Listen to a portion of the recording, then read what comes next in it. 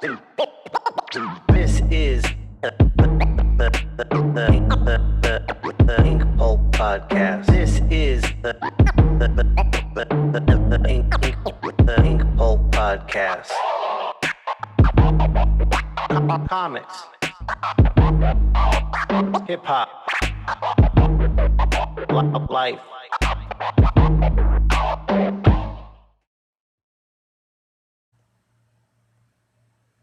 Welcome to the INKPULP Podcast. I'm your host, Sean Crystal. I don't know why I say that every time. It just feels appropriate.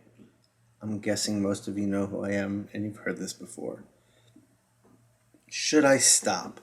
Why don't you tell me in the comments if I can stop that? Maybe I shouldn't. Maybe that's just how it is. And maybe I need a creative way of doing that. I don't know. Welcome back. If you're coming back, welcome if this is your first time. If it's your first time, you want to rewind 2 episodes because this is part 3 of how to break into comics. And you might want to start with part 1. So, today's episode is the question, do I go to art school? Do I not? What is my step after high school? So you've got, as far as I can see it, you've got 3 choices when you're done with high school. 1, try to get into the industry right away. 2, try to go to art school. Or 3, go to a liberal arts school with a decent art program. So let's talk about these. The first big question that I get asked this a lot is, should I send my kid to art school or should I go to art school? And it's not an easy thing to say yes or no to. For some people, art school is a wonderful experience and things go great and it was the right choice. For some, it was an okay experience. For some, it was a terrible experience. Most people I know that work in comics did not go to art school, if that goes anywhere. I did go to art school for my master's degree, and I went to a liberal arts college for my undergraduate degree. So let's talk about art school first. The problem, there's 2 big problems with art school as I see it. 1, the cost, and 2, the faculty. And let's break that down. So cost. Art school is expensive as hell. It's ridiculously expensive. It is not in proportion to the money you're going to make. If it were business school, that might make more sense. The problem is this. With art school, like I think I just saw something the other day where an art school I was looking at was like $40,000 a year times 4 if you're going for 4 years. A lot of people go for 5. I mean, you're talking about $150,000, $200,000 in debt at least, and that's with no scholarships. So maybe you bring it down some. But anyways, if you're leaving school with $100,000 in debt, and then you want to get into comics specifically, I mean, art in general, like, it's a tough way to make a living, and it's a tough way to make a good living. So to have that debt hanging over you and those monthly payments needing attention puts a lot of pressure. It's like you start the game out underground rather than on ground level. And so that's my thing, is if you cannot have debt and start this pursuit into comics, you've got a leg up. You've got a big leg up. I did have that debt. I do have that debt. And it's hard. And I know a lot of my students when I taught all carry that. And it's really difficult. And a lot of them aren't working in comics, and a lot of them aren't even working in art. So that's something you got to think long and hard about. For me, and what I always say when I was a teacher, what I would say to my students is, you're here not because of the practicality of this. You're here because your passion is driving you so strong that you are going to figure out how to make this all work at any cost to you. And if that's the case, then who am I to say no?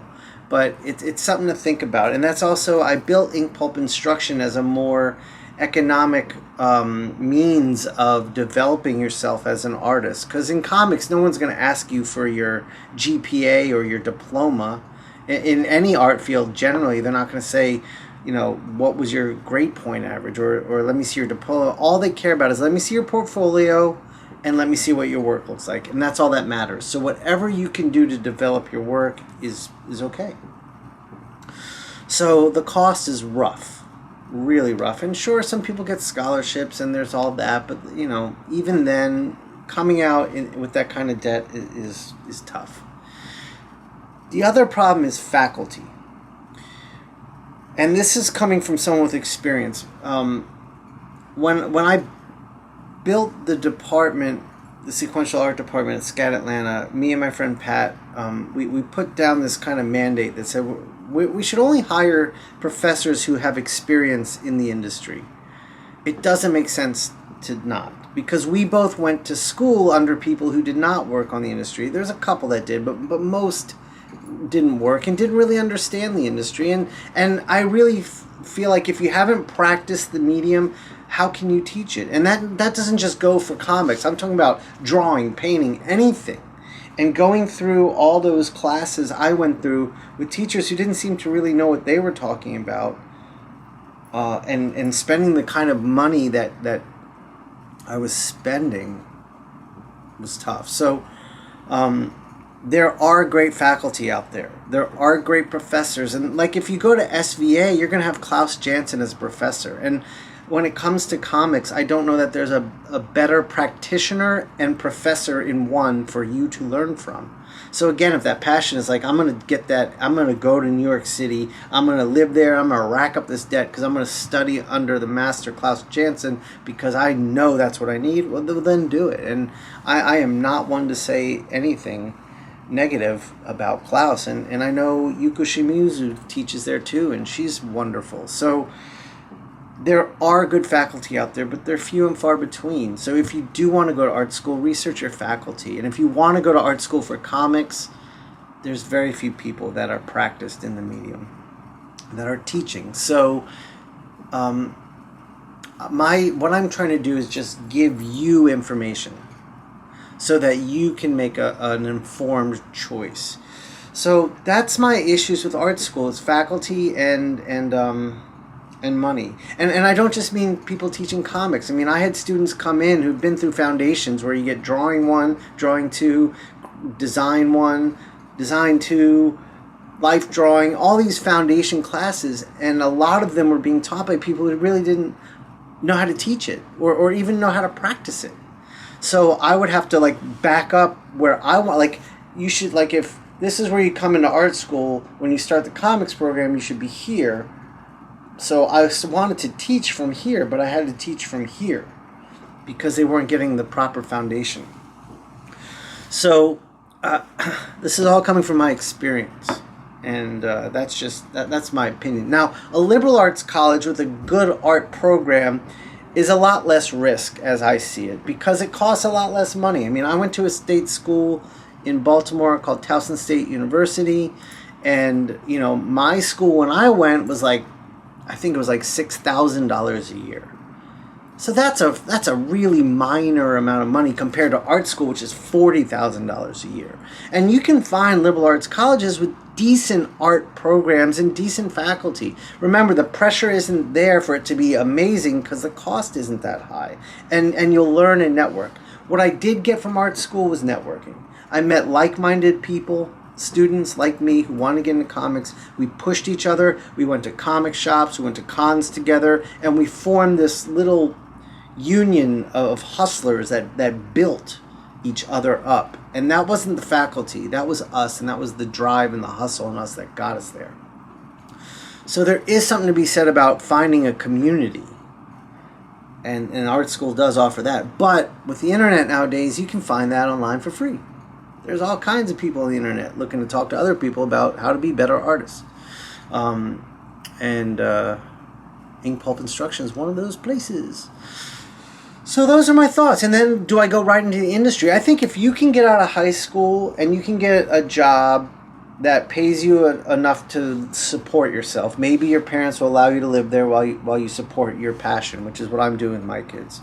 But everyone's different. My parents weren't like that. So if you can go wait tables 4 days a week and then spend 3 days a week developing as an artist, you're not building debt and you're saving. And that saving can be put towards taking you to conventions, getting art supplies, developing yourself, buying online art courses, all that stuff. So that's kind of the gamut of what do you do after high school. You can try to go right in, go to an art school, go to liberal arts school. And that's just a general overview of how I see it. So I hope that was helpful. If you have questions, leave them in the comments below.